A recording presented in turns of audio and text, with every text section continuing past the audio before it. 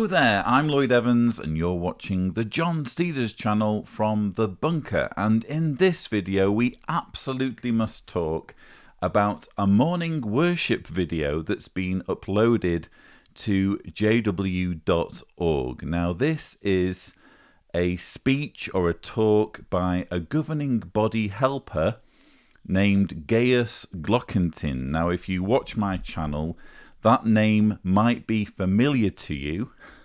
So just by way of a refresher, this is Gajus Glockentin. Serve Jehovah with rejoicing. This is what we are told at Psalm 100 verse 2. But do you serve Jehovah with rejoicing all the time? In 1 Timothy 1 verse 11, he is called the happy God. So isn't it logical that Jehovah expects us to be happy in his service? So we see that serving Jehovah joyfully is very important. So far we have established that Jehovah expects us to be happy, right? So yes, that was Gajus Glockentin presenting the February 2020 JW Broadcasting episode, which was an odd episode in which, as you just saw, Jehovah's Witnesses were essentially ordered to be happy. Gajus also indulged in no small amount of pseudo-psychology and tried to get his audience to participate in weird experiments. To help us to open up the scope of the answer, would you be willing to join me for a little experiment? Please close your eyes for a moment. Do you have your eyes closed? We think in pictures. In fact, we think of countless pictures every day. This stack of pictures makes up our emotional state or state of mind. It determines whether we are sad or happy, whether we are bored or excited, and so forth. We have seen that our thoughts can be pictures that influence who we are and how we feel. Remember, we said, thoughts are like pictures that stay within us. We cannot delete them, and they will have an effect on how we feel. But is there something else we can do? Are you ready for a second experiment? Please close your eyes again and do not think of an apple.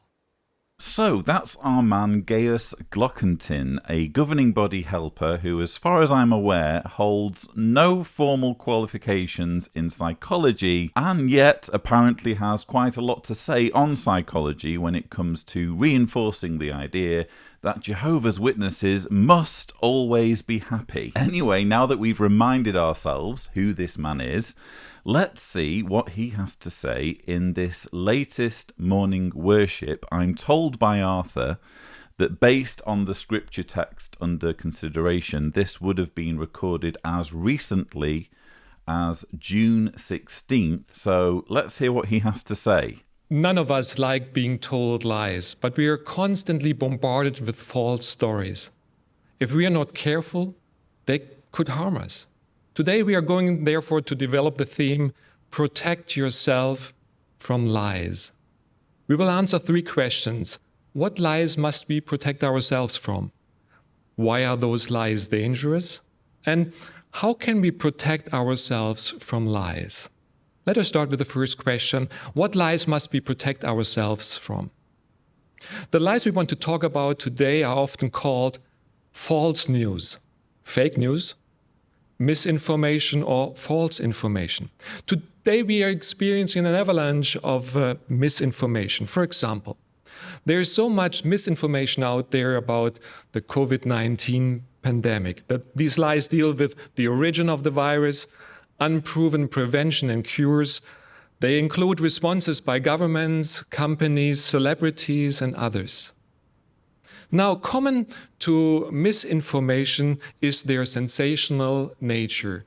They are created to be widely shared in order to generate revenue, or they are promoting or discrediting a public figure, a political movement, a company, etc. It's very interesting that Gajus refers to the phenomenon of fake news. I actually spoke about this in a recent video, because in just the same way as a certain political figure tends to brand anything that puts him in a bad light as fake news, that's exactly what the organisation does. Don't listen to anything that's critical of what we're doing or what we're saying or what our policies are. It's all fake news. Take it from us, all of it's false. All of it is lies. Now, that's not to say that everything in the media is true. Gajus is quite right in saying that there is misinformation out there. And he draws attention to one example, which is the various conspiracy theories circulating surrounding COVID-19. There have been some saying, oh, it's all a massive hoax, it's all being designed to control people, certain telecommunications equipment is involved, you name it. There's all sorts of stuff out there. No one's disputing that there is such a thing as misinformation, but how you find out whether it's misinformation or not is by looking into it and doing research. Now, personally, I don't go chasing down every single conspiracy theory rabbit hole. I'm quite happy to go off what the World Health Organization, for example, has to say about COVID-19.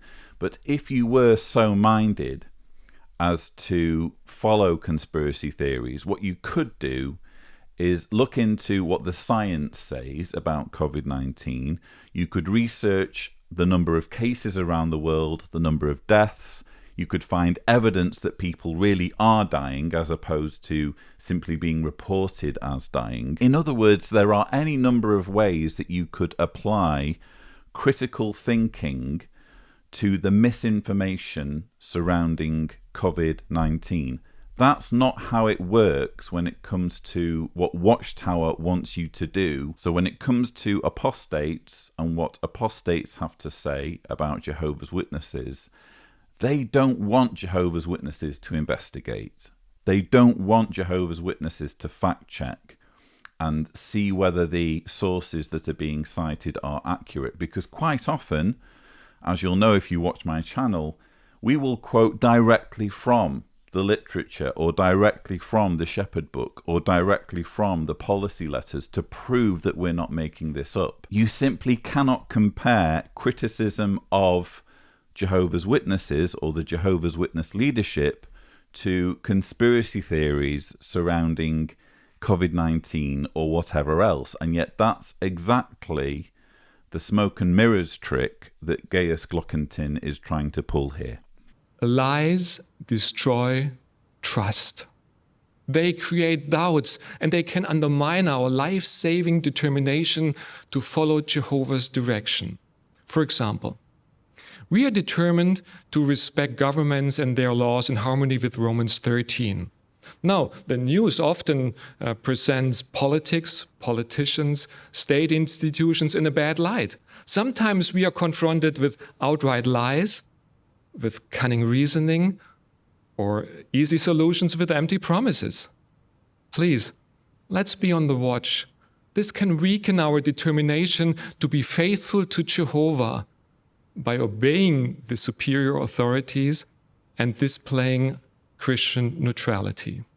First of all, I hope you noticed Gajus warning Jehovah's Witnesses against cunning reasoning. Well, either reasoning is valid or it is not valid. If reasoning or argumentation is logical and therefore persuasive, it could be described as being cunning. So you can see what Gajus is trying to do here. He's warning witnesses to expect reasoning that is persuasive, but they are to be suspicious of persuasive, logical, rational reasoning because there's some kind of trickery involved, there's some kind of cunning, there's some kind of evil afoot. This is a very clever, manipulative, dare I say, cunning way of getting witnesses to ignore evidence and information that disproves their beliefs. Let's also address what he's saying there about superior authorities. It's a little bit unclear at this stage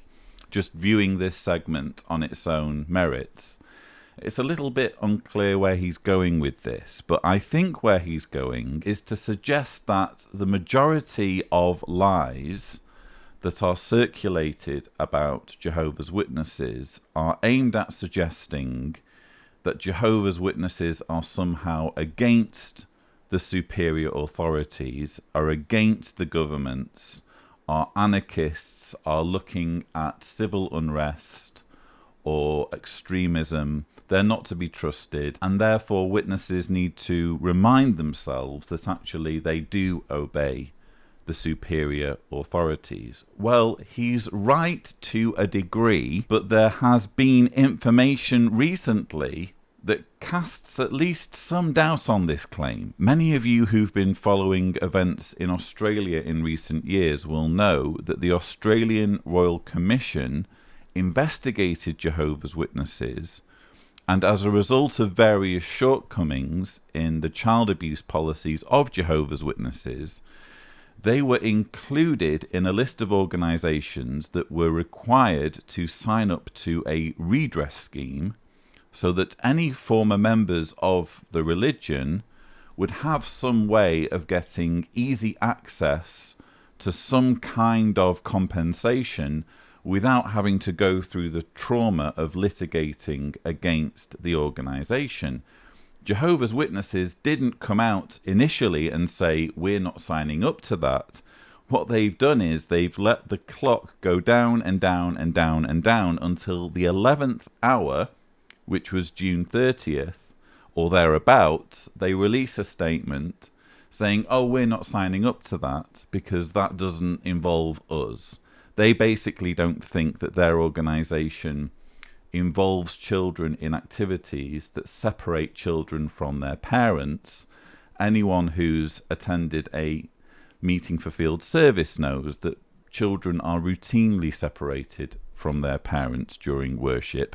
In any case, Jehovah's Witnesses in Australia refused the government recommendations to sign up to the redress scheme, and recently Anne Ruston, who is the Senator for South Australia, Minister for Families and Social Services. I say recently, this was on July 1st, 2020.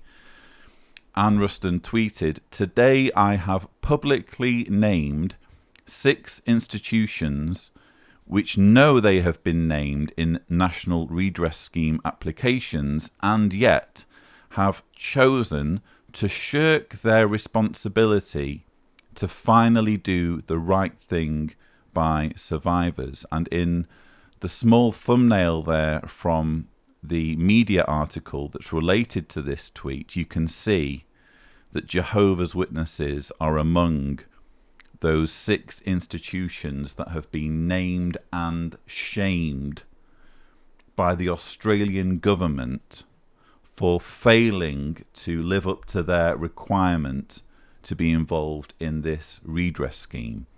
So when Gajus Glockentin is trying to fool you into thinking that Jehovah's Witnesses are perfectly compliant when it comes to governments and their responsibilities to the superior authorities, please bear this in mind. Another example. Misinformation about Jehovah's organization and the governing body. Jehovah's Witnesses have been accused of promoting communism, while others claim that we promote the ideals and interests of American imperialism.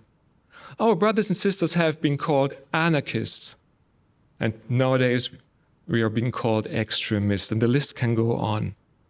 What will be the next lie? From someone who's talking about lies and misinformation, this is quite extraordinary manipulation, and you could say lying by omission, because what Gajus Glockentin is doing here is picking at low-hanging fruit. He's taking all of the things that can be said or have been said against Jehovah's Witnesses historically, and he's picking the low-hanging fruit that are most easily debunked. If you watch my channel, you will struggle to find a single video. In fact, you won't find a single video in which I accuse Jehovah's Witnesses of being communists. What Gajus Glockentin is doing is dipping into Jehovah's Witness history to a time in the McCarthy era in America when Jehovah's Witnesses were accused of being communists during a period when there was paranoia about communism all over America. So if you look up the August 15th, 1951 Watchtower on the back cover, you'll see there the title is Communists and Jehovah's Witnesses. So they fought back in their literature, basically, against this idea that was being circulated, that they had some connections with Russia or they were involved in communism. Again, this is low-hanging fruit. It's historical. It's not relevant to what's being said today about the governing body. In fact, 1951 was before there even was a governing body. The governing body arrangement didn't start until the 1970s. So quite extraordinary deception here by Gajus Glockentin in a video that's supposed to be warning against deception. Remember, lies create doubts and destroy trust. Some of what we can hear and read is based off misinformation campaigns of apostates. It may sound convincing, even to us. Even if we now say, I will not believe it anyway, I'm just curious to know what it is. Exposing ourselves to this kind of misinformation can create doubts and undermine our complete trust in the governing body. This makes us vulnerable. Jehovah will use his organization to lead us through the great tribulation. There is just no other way to succeed. There's just no other way to succeed, meaning either you're with us and you're going to survive Armageddon, or you're going to die. So what choice do you really have other than to believe Jehovah's organization? Notice as well how he said, it may sound convincing. It may sound convincing. Yes, it sounds convincing what apostates like me are saying, because it is convincing, because it just so happens that we have the facts and the truth on our side. But Gaius doesn't appear to be interested in whether what we have to say is true or not. What matters is that by listening to the convincing arguments of apostates like myself, Jehovah's Witnesses will lose their trust in the organization. Well, why on earth shouldn't they? If the organization is lying to you, if the organization is manipulating you, if the organization is exploiting you and using your time and using your trust and using your loyalty, isn't it best to put as much distance between yourself and a corrupt racket that wants to use you as possible? But this is not an option as far as Gajus Glockentin is concerned. Irrespective of whether the arguments of people like me are compelling, this is the only way you're going to survive Armageddon. So if you value your life, you'll stick it out. That brings us to our third question. How can we protect ourselves from those lies? Now, we can protect ourselves from those lies by limiting our exposure to misinformation. Therefore, we need to look at the quality and the quantity of the information we take in. The quality. We want to pick the most reliable source of information. Quantity. To stay up to date with world events, we do not need to update us every hour. Therefore, let us set a personal time limit and then stick to it. This was very clever. Again, you might say cunning. He says we need to look at the quality and quantity of information we take in. We need to look at the quality and the quantity of the information we take in. Let's just put the quantity thing to one side for now, although I do think it's a bit creepy and patronizing that Jehovah's Witnesses are being told how much news they're allowed to watch. Let's look at the quality. We need to look at the quality of the information we take in. Well, how on earth are Jehovah's Witnesses supposed to assess the quality of information that's critical of Jehovah's Witnesses if they are told to avoid it? If they're not allowed to make their own minds up regarding whether it's truthful or not? Because right after saying this, when he said this, I was like, well, that's fine by me. If you're giving witnesses permission to find out whether the information has quality, whether it's valid or not, that's perfect. That's brilliant. But no, he then goes on to say, the quality. We want to pick the most reliable source of information. So he's not talking about the quality of the information itself. He's talking about whether it's an approved source of information. What's the quality of the source? This is kind of ironic if we go back to the clips I was showing you at the beginning. Here is a man who was offering millions of Jehovah's Witnesses psychological advice, as someone who, as far as we know, holds no qualifications whatsoever in psychology. How does that work in terms of quality of information? Is it advisable to be getting information about psychology and our subconscious from someone who's never studied it? And yet that, in a nutshell, is what Jehovah's Witness propaganda is. You're receiving your information from mostly uneducated people whose whole objective is to manipulate you into following an organization, irrespective of whether what they have to say is true or not. And this guy, with his creepy thought experiments and pseudo-psychology, has the gall to lecture Jehovah's Witnesses about quality of information. I dignify Jehovah's Witnesses enough to let them make their own minds up as to whether what I'm saying is truthful. And I routinely on this channel invite Jehovah's Witnesses who are watching to fact check everything, because what I'm saying is true, and I'm not afraid of people looking for themselves to find out whether it is true, going to the organization's literature, going to the publications, going to the elders' shepherd book. It's all there.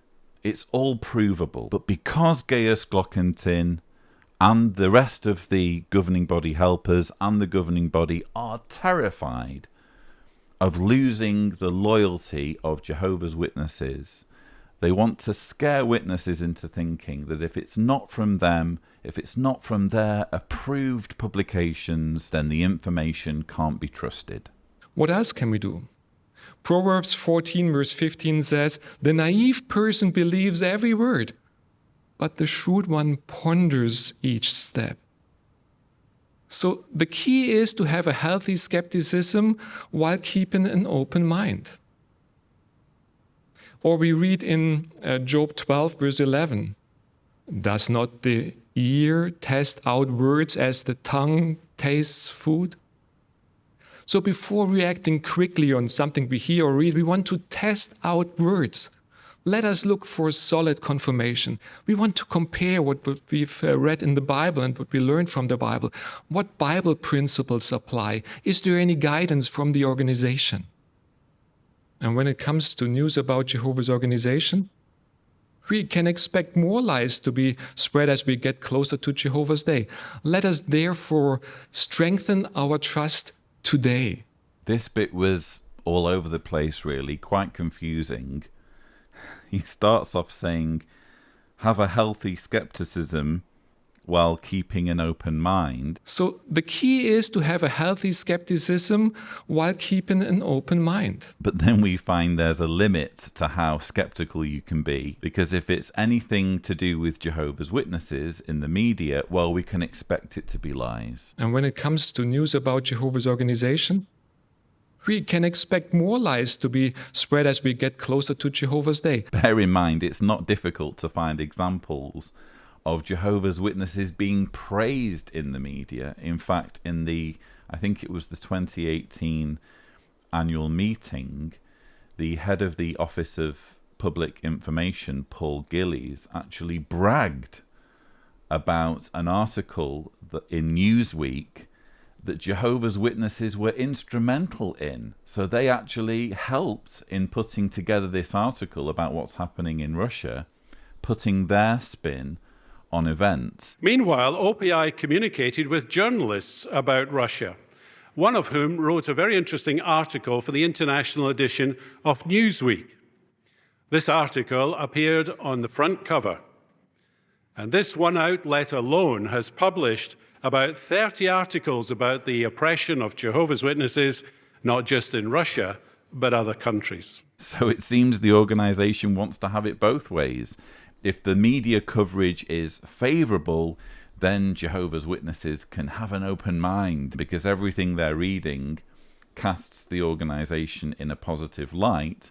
But if the media coverage is negative, well, this must be lies, because we're in the last days, and the closer we are to Armageddon, the more lies will be printed about Jehovah's organization.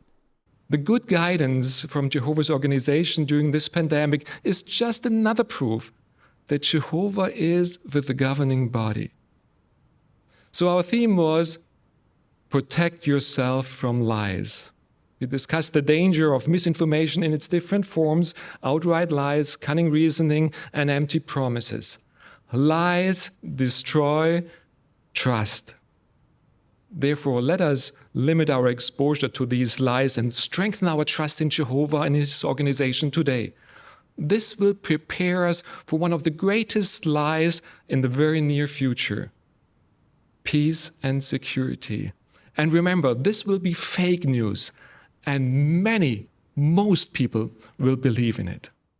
So we close there with an aspect of Jehovah's Witness doomsday theology. Shortly before Armageddon, all of the world's leaders will collectively declare that there is peace and security, and this is supposed to be the signal for Armageddon to start. So if you're not one of Jehovah's Witnesses, or never have been one of Jehovah's Witnesses, and you don't know what Gajus Glockentin is talking about there, now you know. But what can we say? Again, deeply manipulative stuff there. He could have dignified Jehovah's Witnesses with the maturity and intellectual capacity or intelligence to critically examine information for themselves and use the facts at their disposal to reach an informed judgment as to whether they're being misled or not. No, this is all about avoiding information that's critical of Jehovah's Witnesses. Again, this is a case of the organization saying, we're doing your thinking for you here. We've decided that any information that's critical of the organization is automatically a lie, and you should avoid it. It really does speak for itself, doesn't it, viewers? This is a deeply cultish, coercive group. And just look at the awful reasoning that witnesses were subjected to there.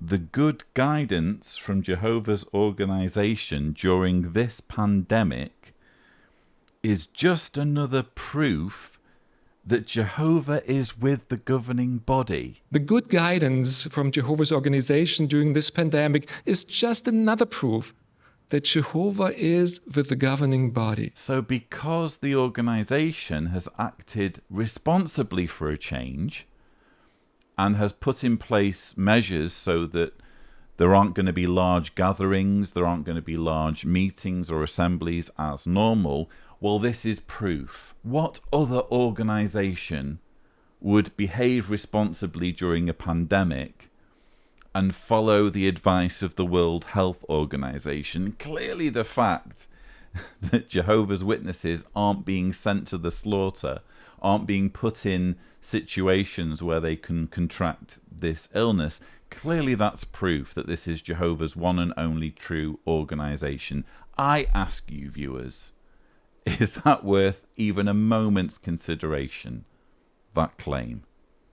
It's just juvenile in the extreme. No wonder Jehovah's Witnesses are being warned against cunning arguments, or arguments that may sound convincing, compared to the silly arguments of people like Gajus Glockentin with his pseudo-psychology and creepy mind games. Of course what I'm going to say is going to be convincing. Again, the difference is I allow you to think for yourself. I allow you to fact check what I'm saying. You're not allowed to question what Gajus is saying or what Jehovah's organization is saying.